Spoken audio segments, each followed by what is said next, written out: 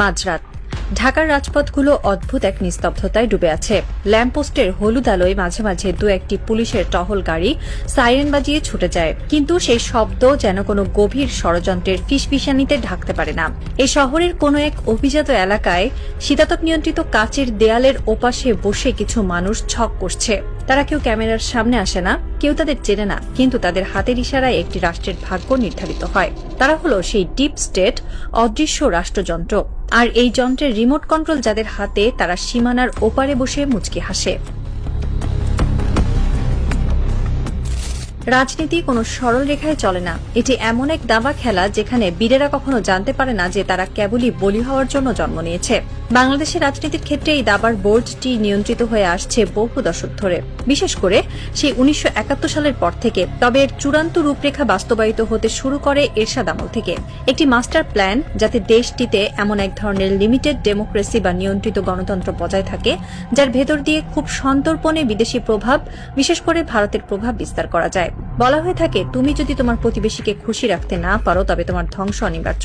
এই একটি মন্ত্র বাংলাদেশের রাজনীতিতে গেঁথে দেওয়া হয়েছে অত্যন্ত সুনিপুণভাবে। তুমি ভারত বিরোধী, তাহলে তোমার রাজনৈতিক ক্যারিয়ারের সমাপ্তি এখানে। আর এই প্রভাব বিস্তারের মাধ্যমগুলো শুধু রাজনৈতিক চাপেই সীমাবদ্ধ থাকেনি। দিনের পর দিন, বছরের পর বছর ধরে টাকা, নারী, গাড়ি বাড়ি কিংবা হানি ট্র্যাপের মতো ব্ল্যাকমেইলিং টুলস ব্যবহার করে দেশের শীর্ষস্থানীয় রাজনীতিকদের কিনে নেওয়া হয়েছে। তারা এমন একটি সংসদ চায়, এমন একটি সরকার চায় যারা হবে পুরোপুরি নির্ভরশীল, এমন এক পুতুল সরকার যাদের সুতো বাঁধা থাকবে দিল্লির সাউথ ব্লকে। আর এই সিস্টেমের বিরুদ্ধে যেই দাঁড়াতে চেয়েছে তাকেই সরিয়ে দেওয়া হয়েছে। হাদি ছিলেন সেই অল্প কয়েকজন মানুষের একজন যিনি এই অদৃশ্য সিস্টেমের চোখে চোখ রাখার দুঃসাহস দেখিয়েছিলেন। তিনি বিশ্বাস করতেন পরিবর্তন সম্ভব। তিনি এমন কিছু সত্য জনসম্মুখে এনেছিলেন যা সিস্টেমের ভিত্তিমূলে কাঁপন ধরিয়ে দিয়েছিল। কিন্তু হাদি জানতেন না যে সংসদে তিনি যাওয়ার স্বপ্ন দেখছিলেন সেখানে তার মতো মানুষের জন্য কোনো প্রবেশদ্বার রাখা হয়নি। বাংলাদেশের সংসদ সাধারণ মানুষের প্রতিনিধিত্ব করার জন্য তৈরি হয়নি, এটি তৈরি হয়েছে এক বিশেষ অভিজাত শ্রেণীর স্বার্থ রক্ষার জন্য। হাদি চ্যালেঞ্জ করেছিলেন সেই এস্টাবলিশমেন্টকে, আর এর পরিণতি মৃত্যু। কেন হাদিকে মরতে হলো? কারণ তিনি এমন এক ভাষায় কথা বলছিলেন যা ডিপ স্টেটের জন্য অস্বস্তিকর ছিল। তাকে থামানো জরুরি হয়ে পড়েছিল। নির্বাচন বা আইনি প্রক্রিয়া তাকে আটকানো কঠিন ছিল বলেই তাকে চিরতরে সরিয়ে দেওয়া হয়। হাদির মৃত্যু কোনো সাধারণ দুর্ঘটনা ছিল না, এটি ছিল সিস্টেমের পক্ষে একটি স্পষ্ট বার্তা। আমাদের ছকে যে আসবে না তার কোনো অস্তিত্ব থাকবে না। রক্তে রঞ্জিত হয়েছিল রাজপথ। জুলাই মাসে সেই উত্তাল দিনগুলোতে মানুষ স্বপ্ন দেখেছিল এক নতুন বাংলাদেশের। তারা ভেবেছিল এবার হয়তো সংসদে এমন মানুষেরা যাবে যারা সত্যি সাধারণ মানুষের কথা বলবে, যারা ঋণ খেলাপি নয়, যাদের দ্বৈত নাগরিকত্ব নেই, যাদের কোনো ক্রিমিনাল রেকর্ড নেই। ডক্টর ইউনূসের সরকার ক্ষমতায় আসার পর মানুষের প্রত্যাশা ছিল আকাশচুম্বী, কিন্তু ফলাফল কি হলো?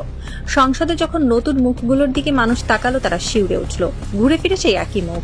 85 জন এমন এমপি যারা আগেই সংসদে ছিলেন, সেই পুরনো ঋণ খেলাপি, সেই পুরনো দুর্নীতিবাজরাই আবার নতুন পোশাকে হাজির। কেন এমন হলো? এত রক্তের, এত ত্যাগের পর কেন একই ফলাফল? এর উত্তর লুকিয়ে আছে আমাদের সিলেকশন সিস্টেমে। সংসদ সদস্য নির্বাচনের যে পদ্ধতি, তা এমনভাবে ডিজাইন করা হয়েছে যেন কোনো সাধারণ বা সৎ মানুষের ভেতরে ঢুকতেই না পারে। এই সিস্টেম পরিবর্তন করতে দেওয়া হয়নি, কারণ সিস্টেম পরিবর্তন করলে হাদির মতো সৎ এবং আপোষহীন মানুষরা সংসদে ঢুকে পড়ত, আর তা ডিপ স্টেটের জন্য সবচেয়ে বড় বিপদ হতো। হাসনাতের গল্পটা আর একটু ভিন্ন, কিন্তু সমানভাবে করুণ। কিছুদিন আগেও সে ছিল জাতীয় এক আন্দোলনের রূপকার, একজন ন্যাশনাল লিডার। তার প্রতিটি কথায় রাজপথ কেঁপে উঠত। সাধারণ মানুষ তার দিকে তাকিয়ে থাকত নতুন নির্দেশের জন্য। কিন্তু সিস্টেম জানে কিভাবে একজন বিদ্রোহীকে বশ করতে হয়। হাসনাতকে মেরে ফেলার প্রয়োজন হয়নি, তাকে সিস্টেমের ভেতরে টেনে নেওয়া হয়েছে। আজ হাসনাত 300 জন এমপির একজন। সংসদে সে কথা বলার সময় মাত্র 5 মিনিট পায়, আর সেই 5 মিনিটের ভেতরে তাকে 14 বার পয়েন্ট অফ অর্ডারে বাধা দেওয়া হয়। তাকে শেখানো হয় সংসদীয় আদব কায়দা, মাননীয় স্পিকার বলে কিভাবে মাথা নিচু করতে হয়।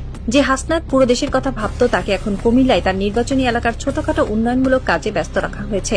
তাকে প্রচুর ফান্ড দেওয়া হয়েছে যেন সে এই রাস্তাঘাট আর টেন্ডারের হিসাব মেলাতেই ব্যস্ত থাকে।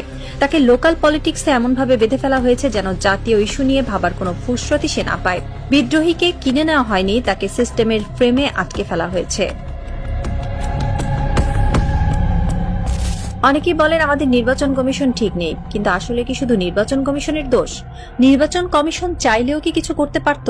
হ্যাঁ পারত, কিন্তু তার জন্য রাষ্ট্রের দুটো মৌলিক নীতির পরিবর্তন দরকার ছিল। প্রথমত, সংসদ সদস্যদের কাজ হতে হবে শুধুই আইন প্রণয়ন করা, কিন্তু বাস্তবে কি হচ্ছে?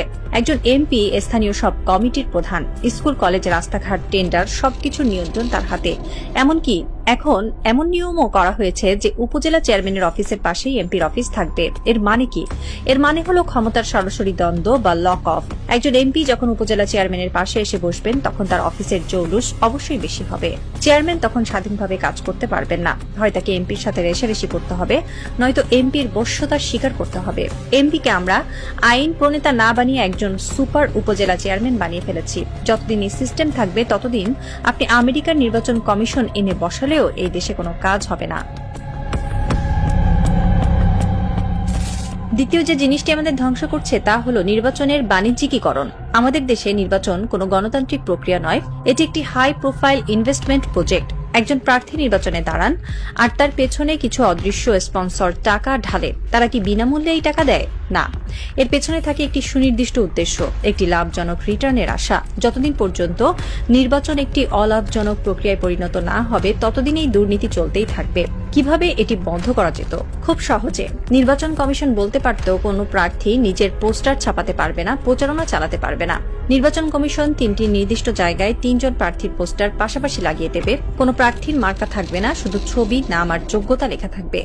মানুষ প্রার্থীর চেহারা এবং যোগ্যতা দেখে ভোট দেবে। 3 জন প্রার্থীকে একটি মঞ্চে বসিয়ে সরাসরি বিতর্কের আয়োজন করা যেত, যা টিভিতে লাইভ সম্প্রচারিত হতো। জনগণ দেখত কে কতটা যোগ্য। কিন্তু আমাদের নির্বাচন কমিশন কি সেটা করেছে? করেনি। কারণ এটা করলে এই বিশাল লাভজনক এন্টারপ্রাইজ, এই যে টাকার খেলা, সব বন্ধ হয়ে যেত। সবশেষে ফিরে আসি সেই অদৃশ্য শক্তির কাছে। এই যে সিস্টেম, এই যে বন্দোবস্ত, এগুলো কারা টিকিয়ে রাখছে? যখনই কেউ এই সিস্টেমের বিরুদ্ধে যায়, যখনই কেউ হাদি টাইপ হয়ে যায়, তাকে সরিয়ে দেওয়া হয়। যখন কোনো হাসনাত বিদ্রোহী হয়, তাকে সংসদে বসিয়ে লোকাল ফান্ডের জালে আটকে দেওয়া হয়। ভারত বা আন্তর্জাতিক ভূ রাজনীতির সাথে আমাদের লোকাল পলিটিক্সের এক অদ্ভুত নিখুঁত ব্লেন্ডিং তৈরি হয়েছে। তারা জানে সরকার যেই আসুক না কেন, সিস্টেম তাদের হাতেই থাকবে। কারণ সরকার বদলায়, কিন্তু অ্যালাইনমেন্ট বদলায় না।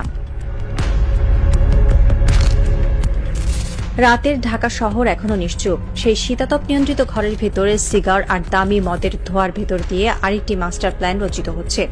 আগামী নির্বাচনের ব্লুপ্রিন্ট, আগামী 5 বছরের জন্য নতুন কোনো হাসনাতের পতন কিংবা নতুন কোনো হাদির মৃত্যুর পরোয়ানা।